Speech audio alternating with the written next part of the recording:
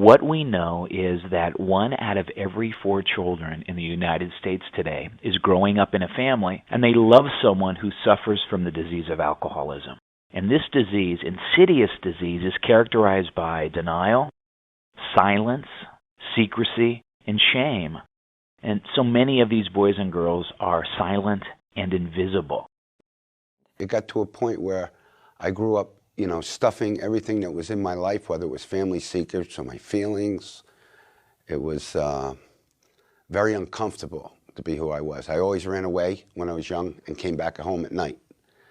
And as the alcoholism increased, it was, sort of unbearable to have anyone that knew me to come to my house, because you didn't know what was going to happen, whether it was going to be some kind of chaos or drama, or the arguments and the fightings. It was just, confusion at its peak, and it was scary growing up. It was chaos all around, and I tried to, because I'm the youngest, and I've always tried to be the center of the attention, trying to keep everyone happy. It's really hard because my siblings don't really have a good relationship with my father, and I'm really close to him. I guess we didn't really realize that alcoholism would affect me that much, because I never seen my dad drink. Eggshell syndrome, where everybody in the household of an alcoholic needs to be walking very, very carefully, not to trigger a reaction from the alcoholic. That generates hyperarousal, a chronic hyperarousal in every other person in the household. This hyperarousal elevates the stress hormones in a person's body so that destroys as many organs as quickly as alcohol does. And in addition to the anxiety, there's the resentment, the anger that this addict or alcoholic is not taking responsibility for their part of the family business. So this becomes a powder keg. Something is going to happen that is going to skew that child's or that individual's life, and it can end up in a rage reaction. It's the eggshell syndrome that leads to a hyperarousal, chronic hyperarousal. And then also the family secrets. It's very typical in an alcoholic family that everybody understands that none of this is to leave the 4 walls of the house. The way they do this is, of course, keeping the information from the children.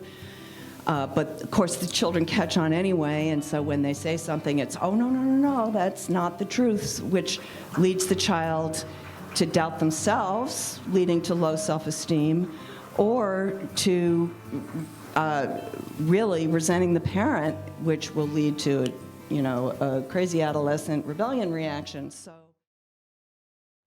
when you're a child or an adolescent, it really doesn't matter what a family member is addicted to. It is impacting the family. And if you have done any reading or studying on adverse childhood experiences, you know that a family member's addiction is one of the adverse childhood experiences. And so it's impacting the child's brain development. It's impacting the child's social ability to interact with other children their age. It's impacting the child's ability to form meaningful adult relationships. So it's impacting the child in adolescence functioning across the board. So alcohol addiction is just as imperative and detrimental as any other addiction on a child's functioning. And as you've heard and as you know, it can set patterns for lifelong dysfunctional interactions and relationships. Before coming to ALT meetings, my life was pretty much going downhill. Having fights every day with my mom and stuff like that, and doing bad in school just to get attention because I wasn't getting it from the alcoholic or the drug addict in my family. So I would seek you know, different stuff to try to get attention, and it wasn't benefiting me in any type of way.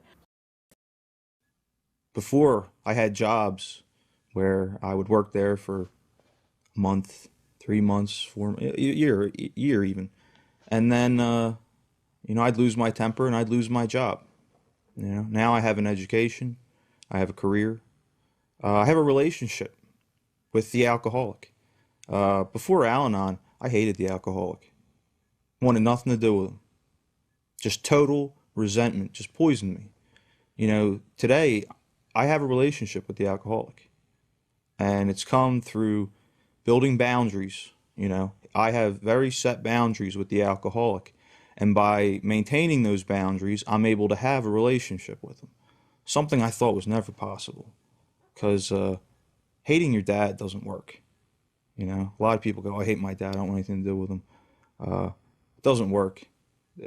He's my dad. You know, he raised me. He was my hero for a long, long time. And then the disease got him. You know, my hero's still there.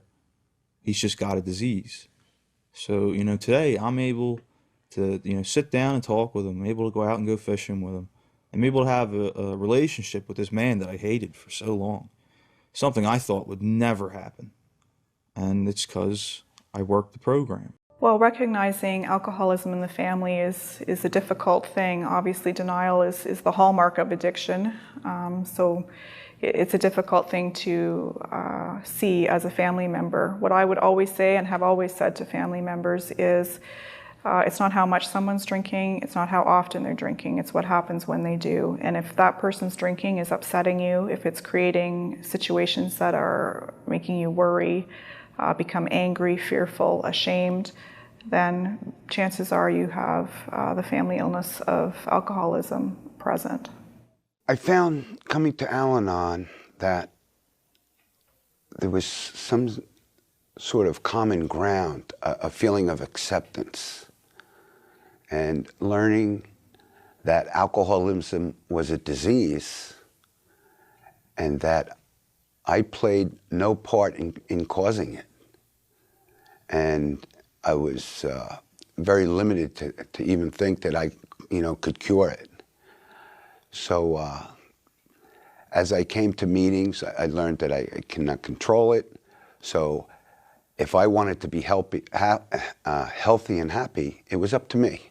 I learned what it meant to be to have a place where you can go where you know that you're not alone, where you can share what's in your heart, your mind, and your soul, and know that you're not going to be criticized for it. Know that you're not going to be judged for what you did. Know that it's okay to love an alcoholic.